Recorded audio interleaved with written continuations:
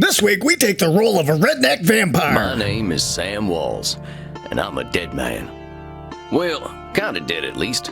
See, I'm a vampire. Now, if you think that means all that Dracula hooey, like hissing, wearing skin-tight leather, and hunting mortals, that's exactly the sort of thing I did in my younger years with my former gang. What the heck? And this is our review of I'd like to thank the publisher for providing me a review copy of the game. It was developed by Little Bat. and published by Ultimate Games. The game was released on the PlayStation Store on February 17th for the price of $14.99. Most visual novels tend to follow a fairly standard template for gameplay build and execution. The standard day in the life of a bunch of high school kids has really been worn out for visual novels for me, and I just won't even really touch one anymore because of it. Vampire Therapist formatting is very similar to that of a visual novel, but brings a few features to the table that you wouldn't find in the other ones. Right away, starting off with your immortal cowboy vampire character, I noticed a wild mix of dark noir vampire flair with a western twist of Eastern European settings. Wow. I can cut loose. What kind of party is this? The kind where we dance all night and get sexy. The whole honky-tonk, cowpoke, country western interaction with the gothic German discotheque lovers is about exact polar opposites of character builds as it gets.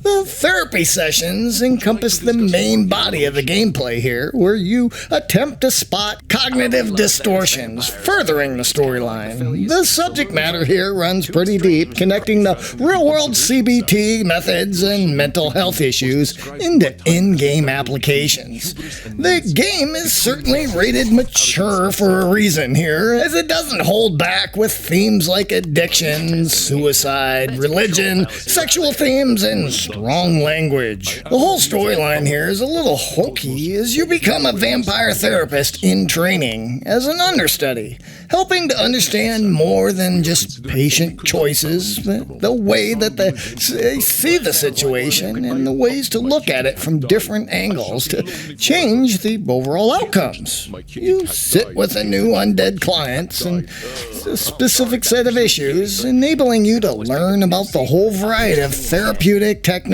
in each session. The big change in gameplay here is when Sam is asked to meditate. In the sequence, you hold down a button to inhale and release to exhale and get rid of intrusive thoughts. As if it was that easy, right? This is a nice break in gameplay away from the visual novel normals, but overall it really wasn't enough to thrill me as far as a video game. I really tend to feel like maybe a break from the static visual novel scrolling text and static choices might come in the form of something like a short little action sequence, change things up a little, or I don't know, traveling to new locales. Just a thought. Switch it up a little.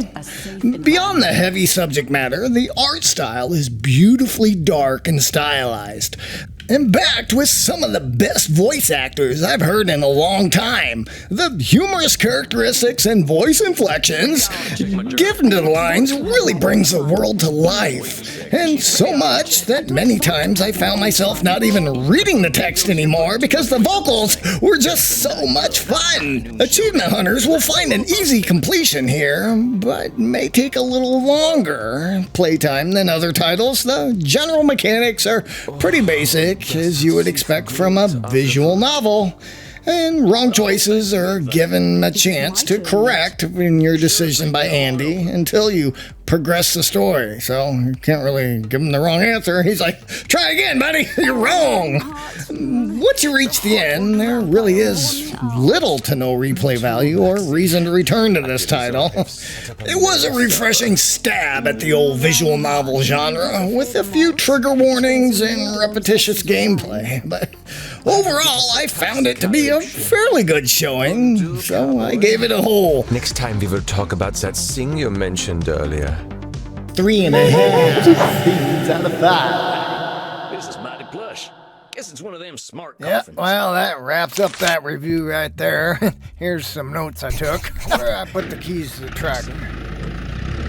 So, you know, we make these new review videos every week, so if you're an indie developer or there's something you want to see, or maybe something you don't want to see. And if you haven't noticed, I've been working with select publishers this year. Feel free to reach out if you're interested in adding your game to our future reviews. Be sure to visit again next week As we continue to take humorous stabs at some of the industry's new and upcoming titles. Motor Rush Me Boy. Stay safe out there. We'll see you next time on the farm.